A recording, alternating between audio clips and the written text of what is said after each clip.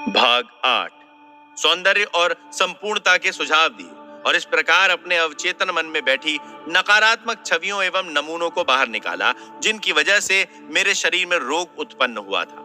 कोई भी व्याधि आपके शरीर में प्रवेश नहीं कर सकती जब तक कि वो पहले मन में न प्रवेश करे, और जैसे ही आप सकारात्मक विचारों के जरिए उसे डुबोकर नष्ट करते हैं, आपका मन बदलने लगता है और आपका शरीर उसी के अनुकूल बनने लगता है।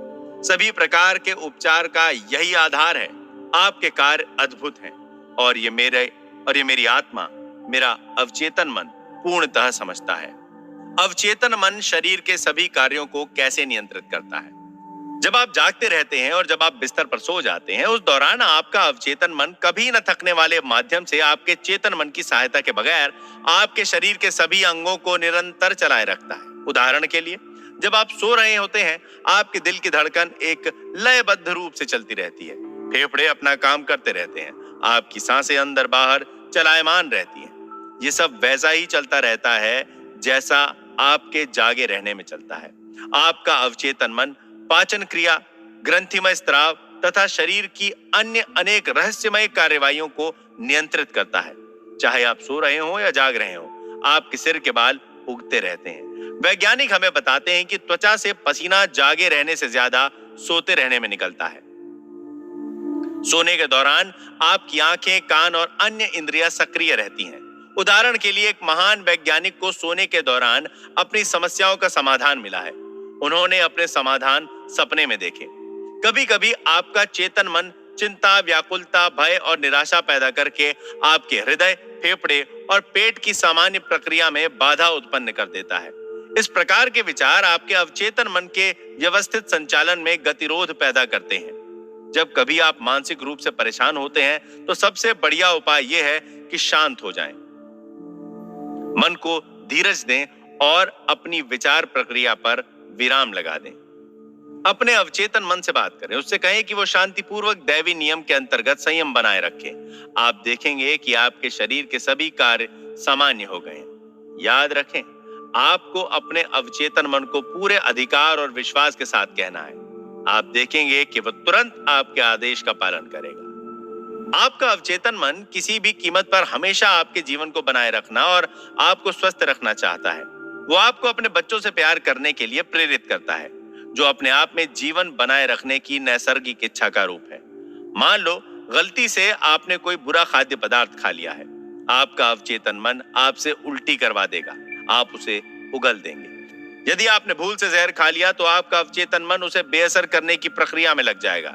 यदि आप उसकी चमत्कारी शक्तियों के भरोसे अपने आप को पूरी तरह छोड़ देंगे, तो आप पूरी तरह से स्वस्थ बन जाएंगे। पहली बात यह समझ लेनी है कि आपका अवचेतन मन हमेशा काम कर रहा है। वो दिन रात सक्रिय है, चाहे आप उसके अनुरूप काम करें या ना करें।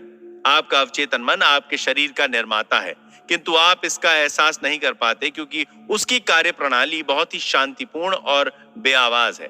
आपका कामकाज हरदम चेतन मन से रहता है, अवचेतन मन से नहीं। आपको केवल यह करना है कि अपने चेतन मन को जीवन की अच्छी बातों में व्यस्त रखें और निश्चित करें कि आपके रोजमर्रा के विचारों का आधार सुंदर हो, सत्य हो, न्यायोचित हो और सद्गुणों से संपन्न हो। अब जबकि आप हृदय से ये जान गए हैं कि आपका अवचेतन आपके रोजमर्रा के विचारों के अनुकूल अभिव्यक्त करता है, पुनर्निर्माण कर प्रदर्शित करता है, तो आज ही से अपने चेतन मन को अपने नियंत्रण में रखना सीखें। याद रखें, जैसे पानी पाइप में जाकर उसका आकार लेकर बहने लगता है, ठीक उसी प्रकार जीवन का नियम भी आपके अंदर आपके विचारों की प्रवृत्तियों के अनुरूप बहता है। मन में विश्वास जमा लें कि आपके अवचेतन की उपचार प्रक्रिया का आपके अंदर प्रवाह हो रहा है और चारों ओर सौंदर्य, स्वास्थ्य, शक्ति, आनंद एवं खुशहाली का साम्राज्य है। इस भावना को सजग रखकर उसे अपना प्रिय साथी बनाएं। विश्वास करें कि ये जीवन धारा आपके भीतर निरंतर बह रही है, स्फूर्ति दे रही है, आपको समृद्ध कर रही है। उसकी प्रतिक्रिया ठीक ऐसी ही होगी, आपके विश्वास के अनुकूल होगी। एक बहुत ही प्रसिद्ध उदाहरण है जिसका उल्लेख फ्रांस के चिकित्सा विभाग के संग्रहालय के रिकॉर्ड में भी किया गया है। फ्रांस की मैडम बायर का है। वे नेत्रहीन थी, उनकी आंखों की नसें क्षतिग्रस्त होकर मृत हो गई थी। वो इलाज के लिए लॉर्ड्स के चिकित्सा अस्पताल में भर्ती हुई और उन्हीं के शब्दों में चमत्कार उपचार हुआ।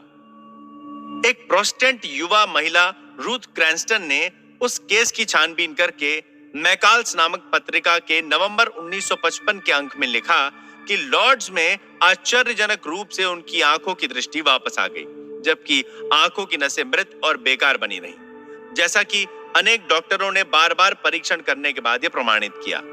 एक महीने बाद दोबारा परीक्षण में पाया गया कि उनकी देखने की शक्ति सामान्य हो गई है, किंतु पहले जैसा कि मेडिकल परीक्षण में बताया गया था, वे मृत आंखों से देख रही थीं।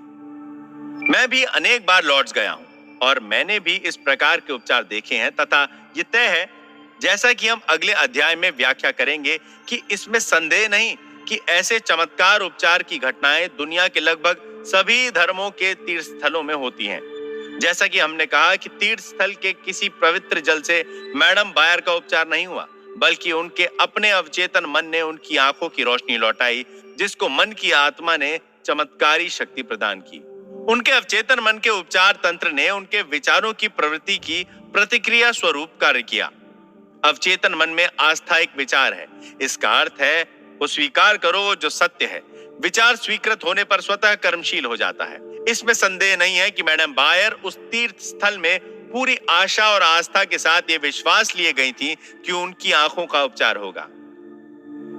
उनके अवचेतन मन ने उसी के अनुकूल प्रतिक्रिया स्वरूप उपचार तंत्र को जागृत कर दिया। अवचेतन मन जिसने आंख की रचना की है, वो मृत नस को पुनर्जीवित कर सकता है। जो रचना रचनात्मक सिद्धांत करता है, वो भी कर सकता है। अपनी आस्था के अनुकूल ही आपको मिलता है। दक्षिण अफ्रीका स्थित जोहानिसबर्ग में एक प्रोटेस्टेंट पादरी ने मुझे बताया कि पूर्ण स्वास्थ्य का विचार उन्होंने अपने अवचेतन मन को किस तरह से पहुंचाया। उनके फेफड़ों में कैंसर था। उनका तरीका, जैसा कि उन्होंने अपने हाथ से लिख कर दिया, वो इस प्रकार था। मेरे पैर आराम में हैं, मेरे टखने आराम में हैं, मेरे पांव आराम में हैं, मेरे पेट की मांसपेशियां आराम में हैं, मेरा हृदय और फेफड़े आराम में हैं, मेरा सिर आराम में है, मेरा पूरा शरीर आराम में है। लगभग 5 मिनट में मैं सोने की तंद्रा में होऊंगा। और तब मैंने निम्नलिखित सत्य की प्रतिज्ञा की। ईश्वर की महानता अब मेरे जरिए अभिव्यक्त हो रही है। पूर्ण स्वास्थ्य का विचार अब मेरे अवचेतन मन में भरता जा रहा है। ईश्वर के समक्ष मेरी जो छवि है, वो पूर्ण छवि है, और मेरा अवचेतन मन मेरी छवि ठीक वैसी प्रदर्शित कर रहा है जो ईश्वर के मन में है। उन पादरी में आश्चर्यजनक परिवर्तन हुआ। वो ठीक हो गए। ये एक आसान और साधारण तरीका है जिसकी मदद से पूर्ण स्वास्थ्य का विचार आपके अवचेतन मन में पहुंचाया जा सकता है। दूसरा तरीका अनुशासित अथवा वैज्ञानिक परिकल्पना है, जिसके माध्यम से पूर्ण स्वास्थ्य का संदेश अवचेतन मन में पहुंचाया जा सकता है। मैंने एक व्यक्ति जो लकवे से पीड़ित था से कहा कि वो अपने मन में स्पष्ट कल्पना करे कि वो अपने कार्यालय में चारों ओर चल रहा है, मेज को हाथ लगाता है, टेलीफोन उठाकर फोन पर बात करता है और वो सब काम करता है जो ठीक हो जाने के बाद करेगा। मैंने उसे स्पष्ट रूप से समझाया कि ये विचार और पूर्ण स्वस्थ होने का उसका मानसिक विचार अवचेतन मन की ओर से स्वीकार कर लिया जाएगा।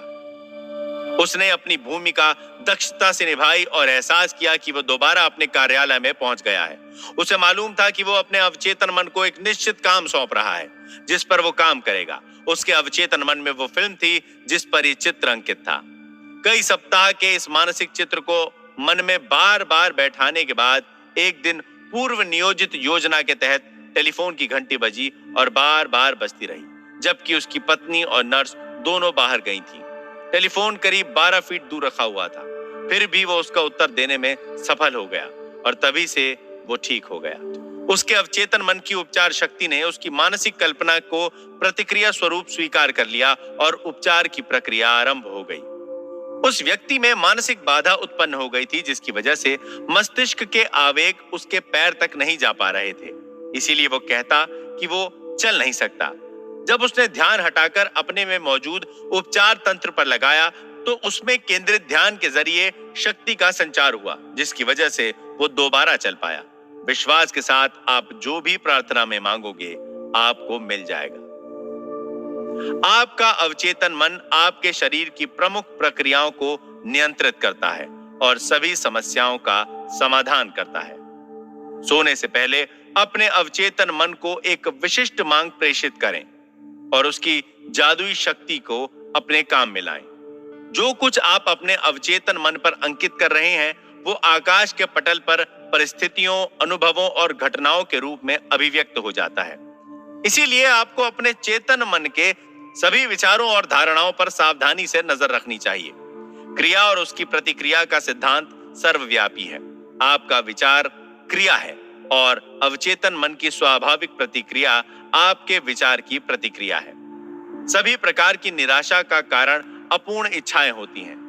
यदि आप अड़चनों, विलंब और परेशानियों में फंसे रहेंगे तो आपका अवचेतन मन भी उसी के अनुकूल रहेगा और इस प्रकार आप अपना ही नुकसान कर रहे हैं। जीवन का नियम आपके माध्यम से पूर्ण लय और एक रूपता के साथ प्रवाहित होगा।